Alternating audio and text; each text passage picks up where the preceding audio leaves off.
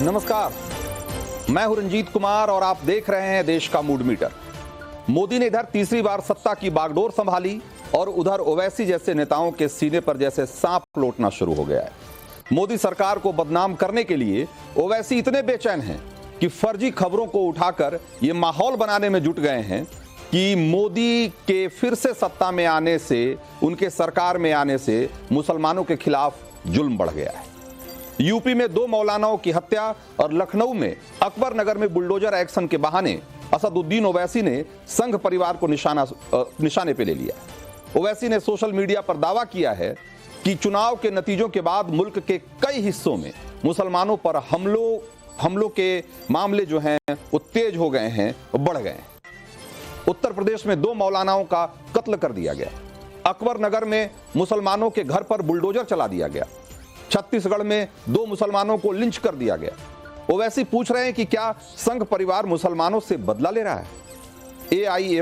AIMIM यानी कि all India Majlise Ittehadul Muslimeen के मुखिया हैं असदुद्दीन ओवैसी और अक्सर भड़काऊ बयान, उकसाऊ बयान देते रहते हैं। भड़काऊ नारेबाजी के खाद पानी से उनकी चुनावी फसल लहलहाती रहती है। लेकिन इस बार ओवैसी के हर दावे की हवा आज हम निकालेंगे। लेकिन उससे पहले वो सवाल जिसका कि देना है आपको जवाब और जिसके जरिए घूमेगा आज देश का मूड मीटर। एक नजर मार लेते हैं कि वो कौन से सवाल हैं जिसका कि आपको जवाब देना है। तो सवाल नंबर 1 है, संघ और मोदी को बदनाम करने की चाल चल रहे हैं असदुद्दीन ओवैसी। और ऑप्शन ए है बिल्कुल बदनाम कर रहे हैं। ऑप्शन बी है आरोप कुछ हद तक सही और ऑप्शन सी है आरोप बिल्कुल बेबुनियाद है। तो ये सवाल नंबर 1 है जिसका 3 ऑप्शन है। आप जवाब देना शुरू करिए जल्दी जल्दी। सवाल नंबर 2, बुलडोजर एक्शन मौलाना हत्याकांड के जरिए माहौल खराब करने की कोशिश कर रहे हैं क्या असदुद्दीन ओवैसी? ये सवाल नंबर 2 है। और हां, असदुद्दीन ओवैसी पर कार्रवाई होनी चाहिए क्योंकि वो इस तरह का भड़काऊ काम कर रहे हैं। हमेशा की तरह असदुद्दीन ओवैसी भड़काऊ बयान दे रहे हैं, भड़का रहे हैं लोगों को, जैसी कि उनकी सियासत है। और ऑप्शन सी, ओवैसी ने सही मसला उठाया है। क्या सोचते हैं इस सवाल के जवाब में? आप हमें बताना शुरू करिए। सवाल नंबर 3 जरा दिखाइए। मुस्लिमों की आवाज दबाने का दावा करने वाले ओवैसी की सियासत को आप कैसे देखते हैं? और ऑप्शन ए है ओवैसी की सियासत घोर सांप्रदायिक है। ऑप्शन बी है सेकुलर सियासत करते रहे हैं ओवैसी। और ऑप्शन सी, राष्ट्रीय स्तर पर ओवैसी कोई बड़ा फैक्टर नहीं है, इसलिए इस पर कोई बहुत तवज्जो देने की जरूरत नहीं है। तो क्या सोचते हैं आप इन सवालों के जवाब में? आप हमें बताना शुरू करिए। और कैसे जवाब देना है ये आपको मालूम ही है कि आपके स्क्रीन पे, टीवी स्क्रीन पे जो इस समय दाहिने साइड में आपको QR कोड दिखाई दे रहा है, इसको आप जैसे ही स्कैन करेंगे आपके सामने सवालों की एक लिस्ट खुल जाएगी और यही सवाल, जो 3 सवाल हमने पूछे हैं, इसकी लिस्ट खुल जाएगी। अपना जवाब भर के उसे आपको सबमिट करना है और आखिर में अपनी डिटेल जरूर भरनी है क्योंकि उसी के आधार पर हम हर रोज 4 लकी वोटर का भी चुनाव करते हैं। तो ओवैसी ने लिखा है कि उत्तर प्रदेश में 2 मौलानाओं का कत्ल कर दिया गया। साफ है कि ओवैसी ये कहना चाहते हैं कि उत्तर प्रदेश में मुसलमानों को जानबूझकर टारगेट किया जा रहा है। सोशल मीडिया पर और जिस तरीके से लिखा है, जिस संदर्भ में लिखा है, उसको आप पढ़ेंगे तो आप समझ जाएंगे कि असदुद्दीन ओवैसी असल में क्या कहना चाहते हैं। और सोशल मीडिया पर इस तरह के पोस्ट के जरिए वो यूपी के मुसलमानों में योगी के खिलाफ एक नफरत का बीज बो रहे हैं क्योंकि जिन 2 मौलानाओं की हत्या की बात वो सांप्रदायिक टोन में कर रहे हैं, उसकी हकीकत भी उनको जानना चाहिए। शामली में मंगलवार सुबह को मस्जिद में एक मौलाना फजलुर रहमान की सिरकटी लाश मिली थी, लेकिन पुलिस पड़ताल के कुछ घंटे के भीतर ही पता चल गया कि मौलाना की हत्या उनके बेटे ने ही की थी। बताया जा रहा है कि बाप बेटे में किसी बात को लेकर बहस हुई और अभी जो नई जानकारी आ रही है उसके मुताबिक कुछ साइकिल को लेकर झगड़ा था और गुस्से में बेटे ने बाप पर हमला कर दिया और फावड़े से उसका सिर काट दिया।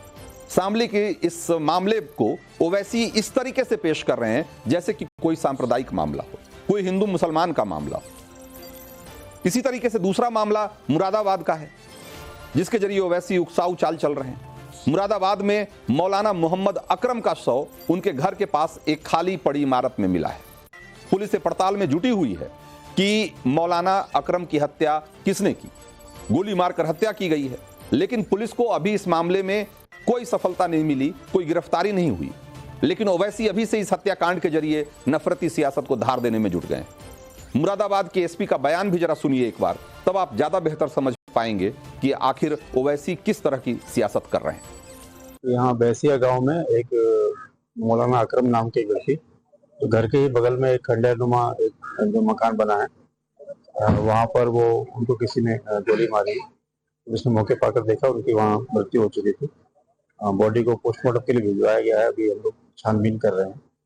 आज सुबह ये नमाज कराने भी नहीं गए थे, तो रात के में अपने घर से ही किसी के बुलाने पर संभव पे बाहर आए होंगे और रात में ही किसी में घटना हुई। हम लोग इसकी अभी जानकारी कर रहे हैं, जल्दी छानबीन करके घटना का खुलासा किया जाएगा। लखनऊ के कुकरैल रिवर फ्रंट के दायरे में आ रहे अकबर नगर में अवैध निर्माण को ढहाने के लिए योगी का बुलडोजर फुल स्पीड में दौड़ रहा है। अब इस मामले को लेकर देखिए ओवैसी किस तरह की सियासत कर रहे हैं। हमने आपको पहले दिखाया कि 2 मौलानाओं की हत्या पर किस तरीके से असदुद्दीन ओवैसी किस तरह का माहौल बनाने की कोशिश कर रहे हैं, और अब ये दूसरा मामला अकबर नगर का है। अकबर नगर में हिंदू मुसलमान सबके अवैध निर्माण को योगी सरकार गिरा रही है, लेकिन ओवैसी अफवाह फैला रहे हैं कि अकबर नगर में सिर्फ मुसलमानों के घरों को बुलडोजर से गिराया जा रहा है। इसे भड़काऊ पॉलिटिक्स नहीं कहेंगे तो आप क्या कहेंगे? तुष्टीकरण की राजनीति के दौर में लखनऊ में कुकरैल नदी के किनारे अकबर नगर पनपा और पसरते चला गया। देखते देखते यहां कुकरैल नदी के किनारे करीब 1100 लोगों ने अवैध मकान बना लिए। अब योगी की सरकार की प्लानिंग है कि कुकरैल नदी के किनारे रिवर फ्रंट डेवलप किया जाए। अवैध निर्माण तोड़ने के लिए सबको पहले से नोटिस दिया गया। अकबर नगर में तोड़े जा रहे घरों के बीच 2 मंदिर, 2 मस्जिद और 2 मदरसे भी हैं, लेकिन एलडीए ने अब तक किसी भी धार्मिक स्थल को हाथ नहीं लगाया है, किसी को नहीं तोड़ा है। लेकिन ओवैसी माहौल बनाने की कोशिश कर रहे हैं कि जैसे यहां सिर्फ मुसलमानों के घर तोड़े जा रहे हैं और मुसलमानों को प्रताड़ित किया जा रहा है। हम ओवैसी को बताना चाहते हैं कि यहां अवैध निर्माण कराकर रहने वालों को बाकायदा बेहतर सुविधाओं वाले नए फ्लैट और नए घरों में शिफ्ट करने की प्लानिंग है, और बहुत सारे घर ऐसे बनाए भी गए हैं। कई लोगों को शिफ्ट भी किया जा रहा है। अब तक 1800 परिवारों को पीएम आवास दिया जा चुका है, और तो और शिफ्टिंग के लिए 53 लोडर गाड़ियां भी लगाई गई है ताकि किसी को किसी भी तरह की दिक्कत नहीं हो सामान एक जगह से दूसरी जगह ले जाने में। लेकिन ओवैसी इस अवैध निर्माण के खिलाफ जो मुहिम चल रही है, इसको मुसलमानों के खिलाफ मुहिम में तब्दील करके दिखाना चाह रहे हैं। कब से रह रही थी आप? हमको 9 साल हो गए कि शादी होती, यही तो हम आए थे। क्या नाम है आपका? अनुराधा नाम है। अनुराधा जी, आप हिंदू हैं? जी। यहाँ पे हिंदू भी रहते थे क्या? जी। तो सभी लोग रहते थे कि केवल मुस्लिम रहते थे? नहीं, हिंदू मुस्लिम सब रहते थे यहाँ पे। सबके घर थे? जी, मेरा पहला ही घर था यही तो मंदिर के पास। अच्छा, क्या नाम आपका? मेरा तंजीना नाम है। तंजीना बताइए। मैं यहाँ से रहती हूँ, 40 साल हो गए मुझे। मेरा है पीछे कुकरैल किनारे। मैं बीमार पड़ गया, मेरे फालिस गिर गई थी, तो जब उजर गया था तो मैं चले गए थे बच्चन को लेके। मेरे 3 बच्चे हैं। अच्छा, एक सवाल बताइए कि यहाँ पे हिंदू मुस्लिम दोनों रहते थे, खाली हिंदू रहते थे? नहीं, हिंदू को भी रहते हैं, मुस्लिम को तो सब मिल के रहते हैं। तो सब मकान सबके टूट रहे हैं? सबके टूट रहे हैं। मुसलमानों की आवाज और उनका रहनुमा बनकर जो अपने को पेश करते रहते हैं ओवैसी, लेकिन वो कैसे इसकी आड़ में सांप्रदायिक सियासत को हवा देते हैं, उसकी कई मिसालें। दूसरी पार्टियों और विरोधियों की सरकारों को धर्मनिरपेक्षता का पाठ पढ़ाने वाले ओवैसी अक्सर आईना देखना भूल जाते हैं। भाईचारे की वकालत करने वाले बैरिस्टर ओवैसी की पार्टी में दूसरे धर्म वालों का नाम अगर आप देखेंगे उनकी वेबसाइट पे तो खोजते नहीं मिलेगा। AIMIM की वेबसाइट पर जाइए और वहां लीडर्स के खाने में अगर आप देखेंगे तो असदुद्दीन ओवैसी, उनके छोटे भाई अकबरुद्दीन ओवैसी, पिता सलाउद्दीन ओवैसी, दादा अब्दुल वाहिद ओवैसी और नवाब बहादुर यार जंग का नाम मिलेगा। इसके अलावा अगर राष्ट्रीय प्रवक्ता देखेंगे तो वारिस पठान, यूपी के अध्यक्ष शौकत अली खान और बिहार के अध्यक्ष अख्तरुल ईमान। अगर आप इस तरीके से देखेंगे तो आपको एक भी हिंदू नाम इसमें नहीं दिखेगा। और तो और जो ओवैसी अपनी पार्टी का एक सेकुलर नाम नहीं रख पाए, अपनी पार्टी की एक सेकुलर पहचान की बात तो छोड़िए, नाम तक नहीं रख पाए। क्या नाम है ओवैसी की पार्टी का? AIMIM, all India Majlise Ittehadul Muslimeen. इसका मतलब क्या है? इसका मतलब है कि मुसलमानों की एकता के लिए बनाया गया एक राष्ट्रीय परिषद। ये उर्दू का शब्द, उसका मतलब क्या है कि मुसलमानों की एकता के लिए बनाया गया राष्ट्रीय परिषद। तो जिस पार्टी का पूरा एजेंडा सांप्रदायिक है, विशुद्ध सांप्रदायिक है, वो पार्टी ये दावा कर रहा है कि पूरे देश में सांप्रदायिकता फैलाई जा रही है। अब इसको आप कैसे देखते हैं, आप खुद समझिए। बहुत सारे और भी सवाल हैं और उन सवालों को लेकर चलेंगे हम अपने मेहमानों के पास। हमारे साथ 4 खास मेहमान आज जुड़े हुए हैं। आलोक अवस्थी हैं, बीजेपी के स्पोक्स पर्सन हैं। सूर्या मैथिल हैं, पॉलिटिकल एनालिस्ट हैं। इसके अलावा दानिश कुरैशी AIMIM के प्रवक्ता हैं और मनोज यादव समाजवादी पार्टी के प्रवक्ता हैं। आप सब लोगों का बहुत बहुत स्वागत है। दानिश कुरैशी भाई, ओवैसी आखिर उनका मकसद क्या है इस तरीके से झूठी खबरें फैलाकर और देश का माहौल बिगाड़ने और मुसलमानों को भड़काने का जो काम कर रहे हैं? क्या आपको लगता है कि ये एक सही तरीका है? और अगर ओवैसी अगर इसी तरीके से अगर पॉलिटिक्स करनी है उनको, तो क्यों नहीं उनके खिलाफ इस तरीके से सांप्रदायिक माहौल बिगाड़ने के को लेकर उनके खिलाफ कार्रवाई की जानी चाहिए? देखिए रंजीत जी, सबसे पहली बात मैं आपको कह दूं, मैं जनरली कभी भी किसी पत्रकार के खिलाफ या कोई भी पैनल में जो लोग बैठे हैं उनके खिलाफ नहीं बोलता। लेकिन आज आपने जिन शब्दों का इस्तेमाल किया है, मुझे उससे बहुत सख्त और बहुत सख्त आपत्ति है कि आपने ये कहा कि ऑल इंडिया मजलिस इत्तेहादुल मुस्लिमीन सांप्रदायिकता की राजनीति करती है। मतलब आप मुखालिफत करते हैं इलेक्शन कमीशन की, जिसने उसको सर्टिफाइड कर रखा है। क्या आप इसकी मुखालिफत में ये चीज को एक्सेप्ट करते हैं कि देश का जो इलेक्शन कमीशन है वो इस बात की इजाजत देता है और आप उनसे ज्यादा समझदार या सीनियर हैं और आप ये कर सकते हैं और उनको ये समझ में नहीं आ रहा? आप ये कहना चाहते हैं रंजीत जी? हाँ, एक बात बताइए कि जब आप नहीं, मुझे एक मिनट मेरी बात सुनिए, एक मिनट मेरी बात सुनिए। मैं बार बार कह रहा हूं, अपनी बात पे कायम हूं। मैं जो मैंने कहा, मैं अपनी बात पे कायम हूं कि आप सांप्रदायिक सियासत करते हैं। ये सांप्रदायिक सियासत तो नहीं है तो क्या है? आपने यूपी में 2 मौलानाओं की हत्या के मामले को आपने सांप्रदायिक रंग देने की कोशिश की कि नहीं? पहली बात, दानिश कुरैशी, जो सवाल है उसका जवाब दीजिए कि क्या ओवैसी ने 2 मौलानाओं की हत्या को सांप्रदायिक रंग देने की कोशिश की कि नहीं? क्यों जिस बाप की हत्या बेटे ने कर दी, उसको कह रहे हैं कि भाई यूपी में मुसलमान सुरक्षित नहीं है। लगता है जैसे कि वो कोई दंगे में मारा गया आदमी है। ऐसे 100 सवालों के जवाब मैं आपको दे सकता हूं, लेकिन अगर आप मेरी पार्टी मैं पूछ रहा हूं कि क्या अकबर नगर का मुद्दा आप उठा रहे हैं? अकबर नगर में क्या सिर्फ मुसलमानों के घर तोड़े जा रहे हैं और मुसलमानों के घर चिन्हित करके तोड़े जा रहे हैं? वहां हिंदुओं के घर टूटे, क्या आपको पता है इसके बारे में? चैनल के मुताबिक मेरी पार्टी सांप्रदायिक है, आपकी चैनल के मुताबिक? भाई मैं आपको कह रहा हूं, मैं फिर कह रहा हूं और जोर देकर कह रहा हूं कि ओवैसी जो कह रहे हैं वो सांप्रदायिक सियासत है। वो सांप्रदायिकता को बढ़ाने और फैलाने का काम कर रहे हैं ओवैसी। आपका न्यूज चैनल वो करता है, तस्दीक करता है।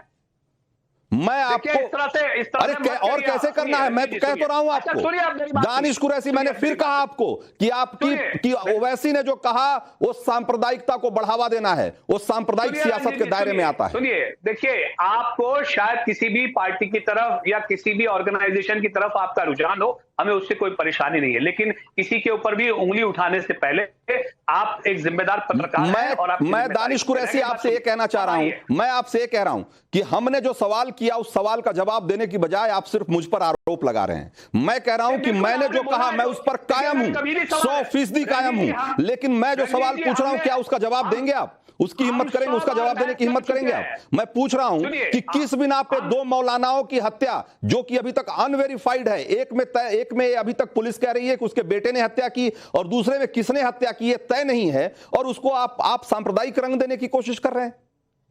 आपसे मैं 10 बार डिबेट कर चुका हूं, 100 बार डिबेट कर चुका हूं, कभी भी इस तरह की बात मैंने ना आपसे कही है ना कभी सुनी है। लेकिन आज आपने जिस तरीके का, क्योंकि ओवैसी जब इस तरह का बयान देंगे तो सवाल नहीं होंगे क्या? आप सुनिए, अब आगे सुन लीजिए, अब मैं आपको आगे दिखाऊं। देखिए, देश के अंदर में जिस तरह से डबल ट्रिपल चौपल इंजनों की जो सरकार है, ये गुजरात का बड़ौदा है, और ये बड़ौदा के अंदर में आप देखेंगे तो आपको पता चलेगा, एक मुस्लिम परिवार को एक कॉलोनी में मकान मिला और उसके खिलाफ पूरी सोसाइटी निकल के आ गई। आप पूछ लीजिए गुजरात के भूपेंद्र पटेल जी को, क्या वो बुलडोजर सर निकाल के चलाएंगे?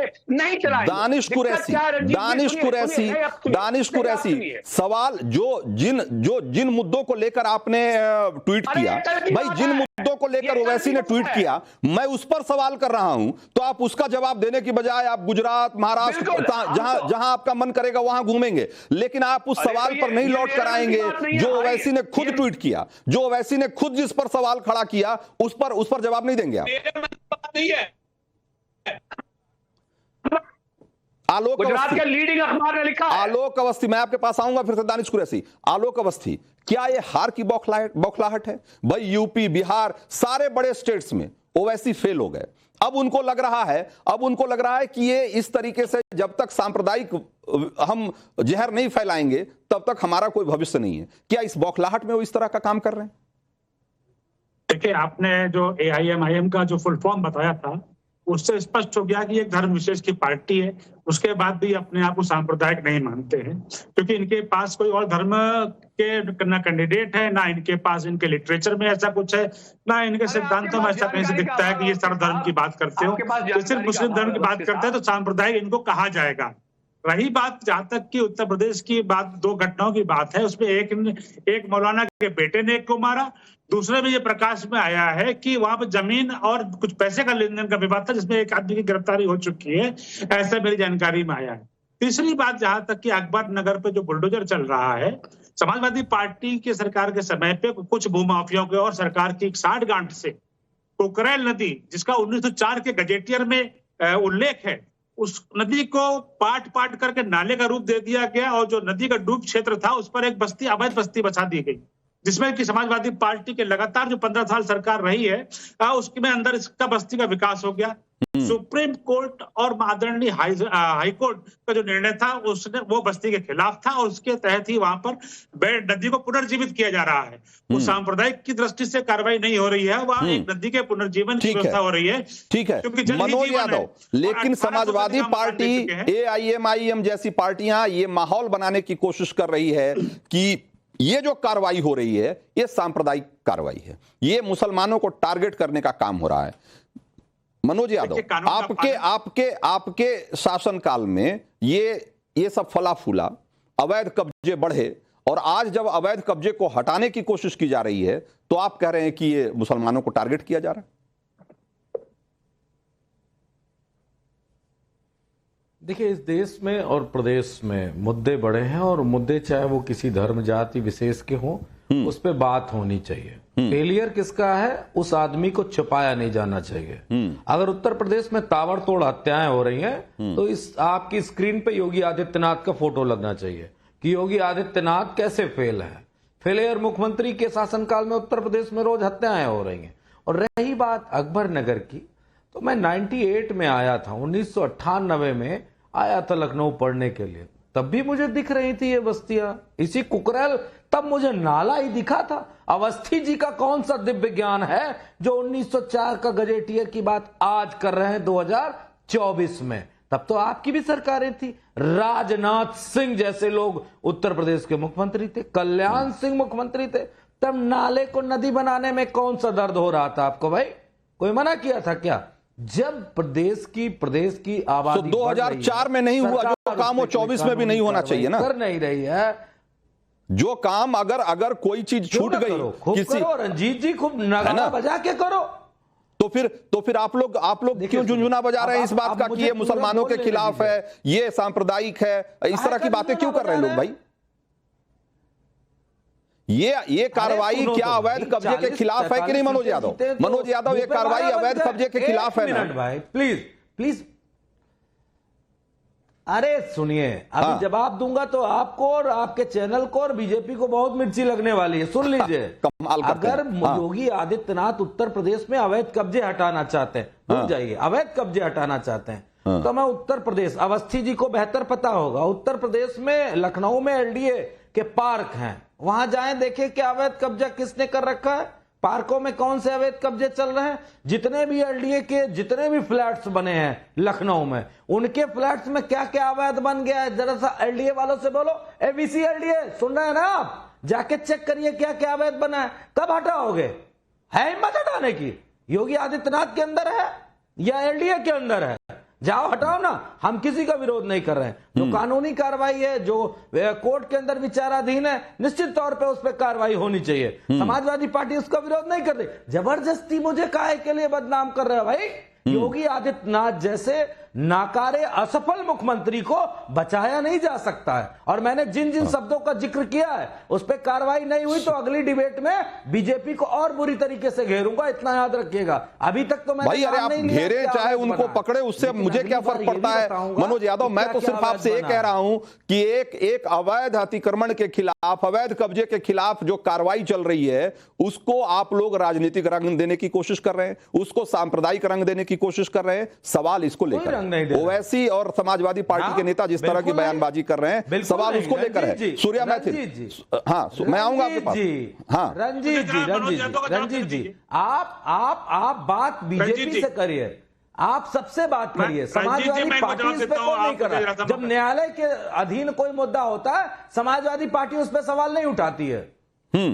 ठीक है सूर्या मैथिल, ये ओवैसी इस तरह की बात क्यों कर रहे हैं? एक अतिक्रमण के खिलाफ जो कार्रवाई है उसको सांप्रदायिक रंग देने की कोशिश क्यों कर रहे हैं? 2 हत्याएं जिसमें कि अभी एक में तो तय ही हो गया है, पुलिस का जो कह रही है पुलिस का वर्जन आ चुका है, बेटे की गिरफ्तारी हो चुकी है, दूसरे में गिरफ्तारी का प्रयास चल रहा है। आपसी रंजिश में हुई हत्या को सांप्रदायिक रंग देने की कोशिश हो रही है। ये किस तरह की हताशा और किस तरह की राजनीति का प्रदर्शन कर रहे हैं ओवैसी?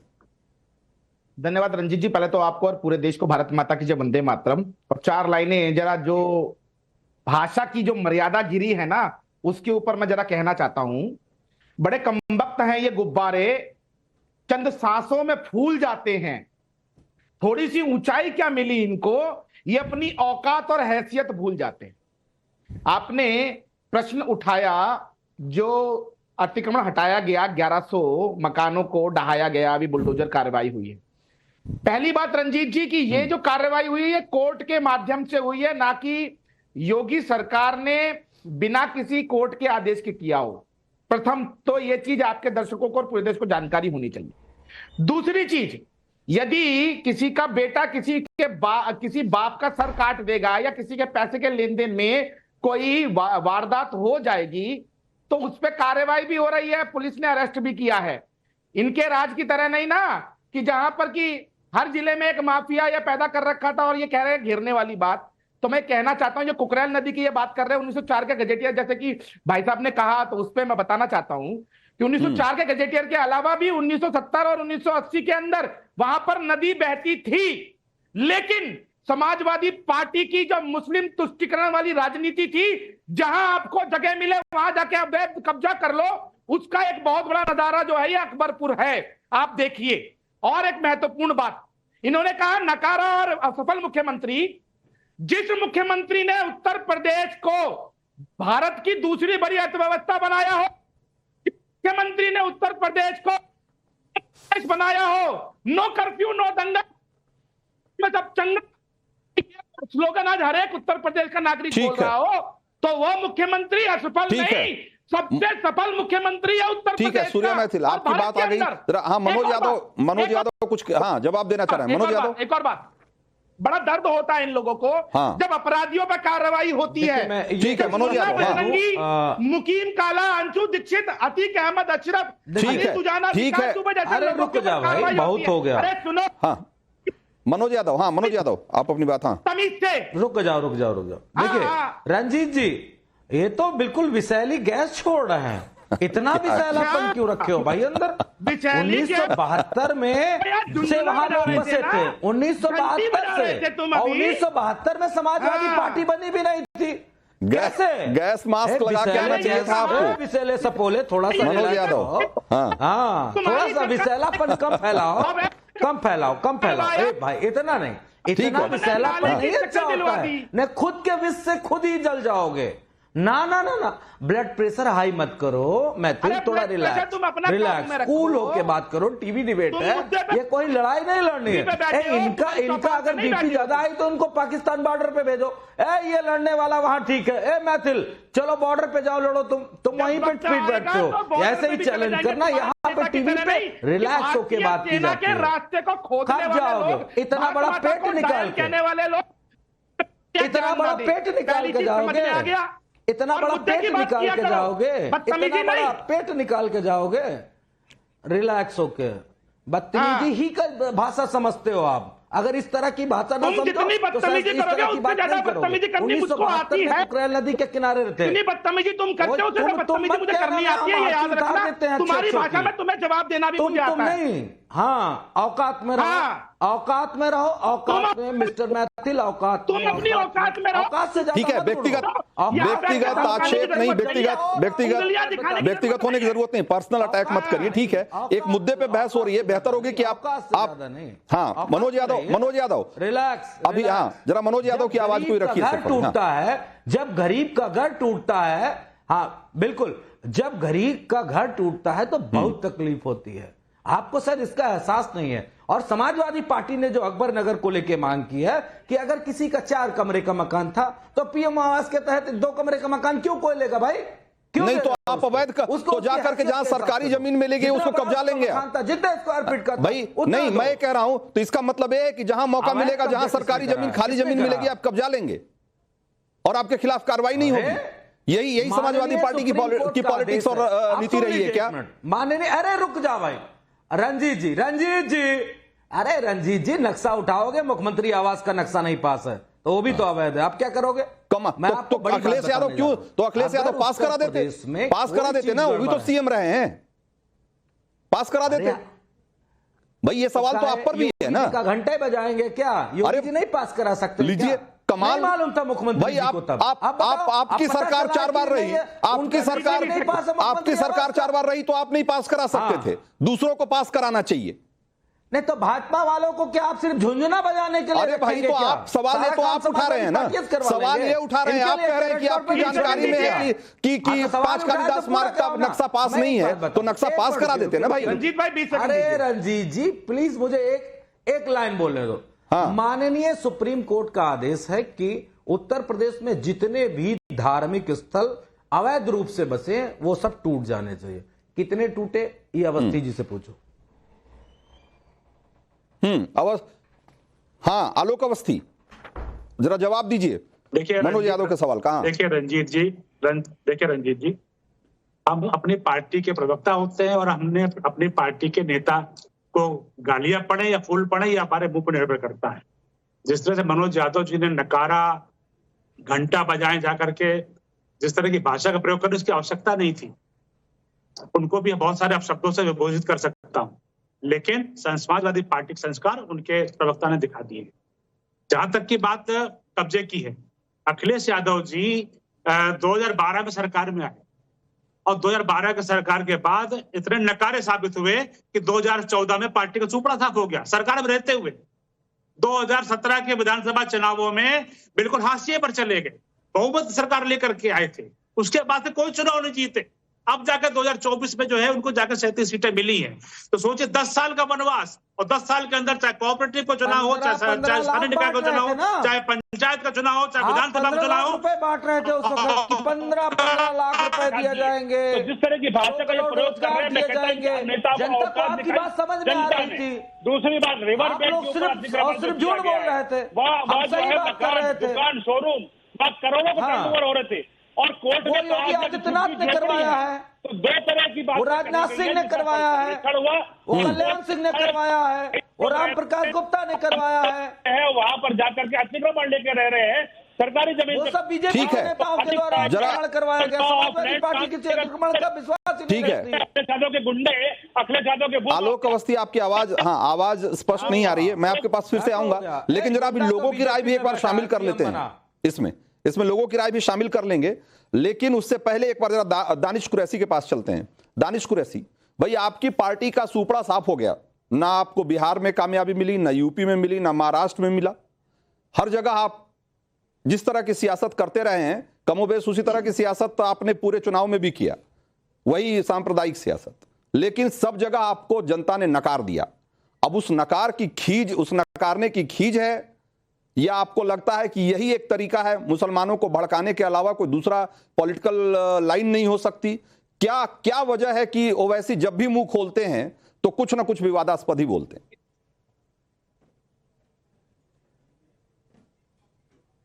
देखिए, सबसे पहले मैं आपको एक बात बताऊं, चुनाव की अगर बात की जाए तो जो भी रिजल्ट आए, आवाम का दिया हुआ फैसला सर आंखों पे है, इसमें कोई दो राय, और वो तमाम राजनीतिक पार्टियों के लिए होना चाहिए।